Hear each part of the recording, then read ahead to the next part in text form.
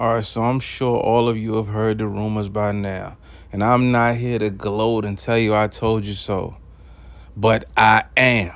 And what we're going to do right here is we're going to break it all the way down on this channel. And you know who you are. If you could find it at the kindness of your heart to leave something in the Cashapp listed below for all those people that doubted that this day would come. And if you can't do that, just hit the like, subscribe, and share button. It's no love lost. All right, now let's get into it. Okay, on August 10th, this young lady right here, Catherine Busby, who is the president of original programming at Starz. She did an interview with Deadline and talked about the possible resurrecting of Ghost in an overseas spinoff. Now this news came out at where I live at about 4 o'clock in the morning. It immediately dropped the whole world on its head. And let me tell you, I woke up out of the bed like, what? But just like everything, just take it with a grain of salt. Don't even believe me all the way. I wanted to make sure I gave y'all the best presentation possible with all the information. Shout out to all my other favorite Power Universe YouTube channels that jumped on this immediately. All of them told you so too 1,000,000 times. But again, until you hear somebody say, previously on Power, and you see Omari literally walking across the screen, don't take nobody's word for it. All right, now back to the Deadline interview. And it talks about how they already have successful shows already in the Power universe, and they're really thinking about expanding this overseas. And the first thing that came to my mind was Top Boy, which was already a successful show on BBC, but got flipped into a mega successful show on Netflix. Keep in mind, this doesn't say that they're thinking about plans. This says that there are plans. And if the president of original programming is openly talking about this, that means they've been working on this for a while. Now, being such a high executive at Starz, she could shoot this rumor down immediately and put it all the way to bed. But it says that she can't confirm or deny it, which in my opinion means that there's definitely some truth to it somewhere. Now, the interview continues with her saying that she's not at liberty to say anything. But the network loves the ability for Power to spin off. Is there interconnectedness between all of the Power shows? Of course. That's why she set them up like this, because it's a universe. So don't count anybody out. Don't think anybody is gone, and don't think anybody is gone. I'm going to tell you who is gone, though. This Councilman Tate spinoff show that they were going to call Power Influence, it came out earlier this week that is definitely gone. They will not be moving forward with this. And I know that really sucks. Now, that doesn't mean we won't see Lorenz Tate continuing his role as Councilman Tate in future episodes. He definitely played a huge role in Power Book 2 Ghost. But as far as getting his own show, they will not be moving forward. But it's still a huge universe. And that's exactly what they built here, a limitless potential, exponential power universe, and it keeps on growing and growing and growing. And they could spin off 100 different shows on it. They could do shows on the future. They could do shows on the past. They could do shows in other countries. The potential is limitless. You could even kind of compare this to the Marvel Cinematic Universe and how it's going on for so long.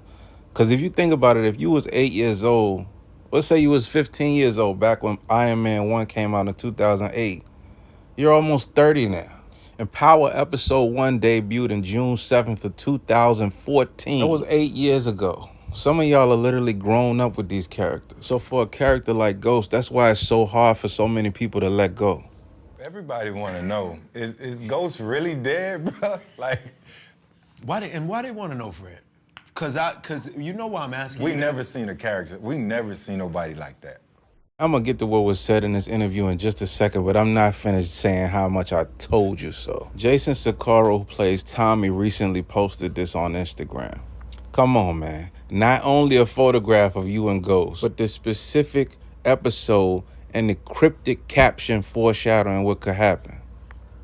Because when people ask it, they go, yo, there was no coffin. There was a coffin, but you wasn't in it. People have made whole videos about how the coffin sways back and forth like it's nobody in it. Yo, you didn't actually take your last breath on the ground, or at least the camera didn't necessarily show that. It showed you trying to make sure that Tommy didn't shoot your son. There was no Ghost RIP, like the RIP assets that they used to do after people died. Now, with that being said, if they want Omari back, they're going to have to pull a Brinks truck up. Omari's been very open recently, saying how he never really got paid while he was on the show, and at times he even had to borrow money from 50 Cent. Absolutely be like, Starz, I'm still super humble. 50 and Courtney, I'll thank you forever.